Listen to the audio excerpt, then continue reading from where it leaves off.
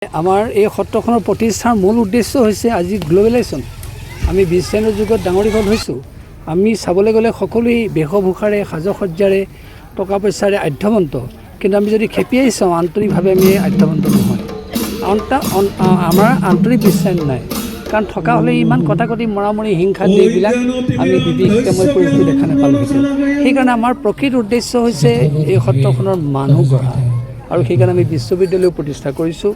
যি বিশ্ববিদ্যালয়ৰ যোগেদি যি সত্ৰৰ যোগেদি প্ৰকৃত মানুহ যাতে আমি সৃষ্টি কৰিব পাৰোঁ, আৰু তাৰ লগতে অসম অৰুণাচলৰ সীমান্তত যিহেতু এইখন সত্ৰ প্ৰতিষ্ঠা হৈছে, গতিকে আমি অসম অৰুণাচল সীমান্তত প্ৰতিষ্ঠা হোৱা সত্ৰখনৰ যোগেদি আমি সমন্বয়ৰ সাঁকো ৰচনা কৰিব বিচাৰিছোঁ।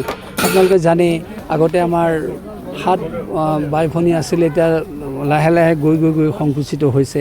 আমি যদিও তেখেতসকলক এতিয়া আকৌ স্বতন্ত্ৰ ৰূপৰ পৰা আমি ইয়ালৈ আনিব নোৱাৰোঁ, তথাপি আমি ভাবিছোঁ আমাৰ মানৱতাৰে, আমাৰ সাংস্কৃতিক দিশেৰে, সমন্বয়ৰ বাৰ্তাৰে আমি তেখেতসকলক আঁকোৱালি ল'ব পাৰিম, আৰু তেতিয়া আমি এদিন আকৌ উত্তৰ পূৰ্বাঞ্চল মজবুত হৈ থাকিম আৰু গোটেই ভাৰতবৰ্ষক আমি প্ৰতিনিধিত্ব কৰাৰ ক্ষমতা লাভ কৰিম।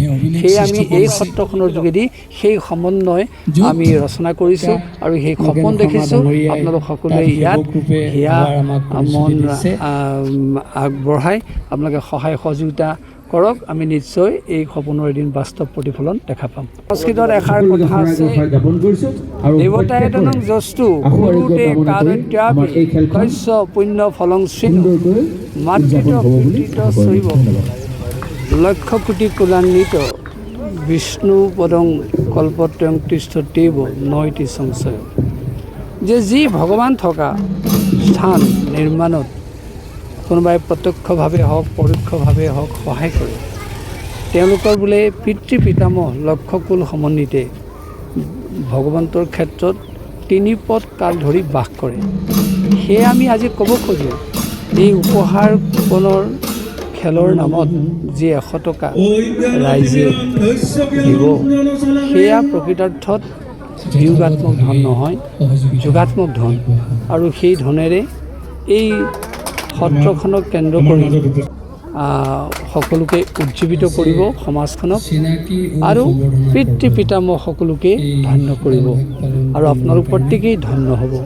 সেয়ে 21 জনে হয়তো পুৰস্কাৰ পাব, বাকী প্ৰায় 3 লাখ জনে বঞ্চিত হ'ব। আমি ক'ব খোজোঁ তেওঁলোক বঞ্চিত নহয়, তেওঁলোকে সেই প্ৰকৃত আশীৰ্বাদ 100 টকাৰ মূল্যত লাভ কৰিব, আৰু আপোনালোকৰ পিতৃ পিতামহক ধন্য কৰিব। সেয়ে আমি পুনৰ ক'ব খোজোঁ, এইখন উপহাৰ কুপন খেল গতানুগতিক মুনাফা আদায় কৰা খেল নহয়, আৰু এইখন খেলৰ এক মহত্ব আছে যে এই খেলখনৰ যোগেদি এটা অনুষ্ঠানক উজ্জীৱিত কৰা হ'ব, আৰু সেই অনুষ্ঠানৰ যোগেদি আপোনালোকক সকলোকে পিতৃ পিতামহক ধন্য কৰিব, আৰু সমাজৰ সুন্দৰ বাতাবৰণ প্ৰতিষ্ঠা কৰাৰ ক্ষেত্ৰত ধন যোগাব। সেয়ে আমি আমাৰ তৰফেও আজি সকলোৰে প্ৰতি আহ্বান জনাইছোঁ, আপোনালোকে এই অনুষ্ঠানত সহযোগিতা আগবঢ়াব, আৰু আপোনালোকৰ সেই বহুমূলীয়া অৰিহণাই আমাৰ গোটেই অনুষ্ঠানটোৰ দিশ বিদিশ নিৰ্ণয় কৰাৰ ক্ষেত্ৰত ই সহায় কৰিব।